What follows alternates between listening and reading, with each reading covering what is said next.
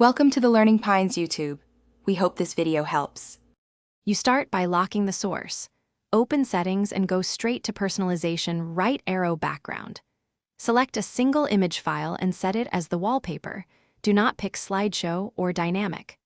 Once done, open your account sync settings and disable theme or wallpaper sync so cloud changes won't override your choice. Make sure the chosen file is stored locally.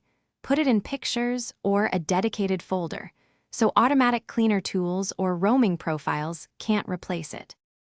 Now you stop any processes that change the wallpaper. Check Task Scheduler for tasks named Wallpaper, Theme, or Background and disable them. These often run at login. Next, open Task Manager right arrow startup and disable apps that manage themes or provide rotating backgrounds.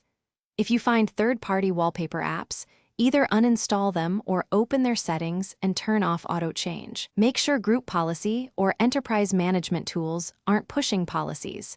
If they are, contact your admin. To finalize, enforce the wallpaper with Group Policy if available.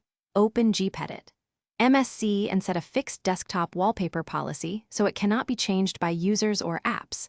Then lock down the chosen image file's permissions, remove write access for non-admin accounts, so automated processes cannot override it. If the wallpaper still changes, reboot into safe mode and watch for background agents. Once you identify the culprit, remove or reconfigure it. One troubleshooting tip: check Event Viewer for clues about which process. Thanks for watching.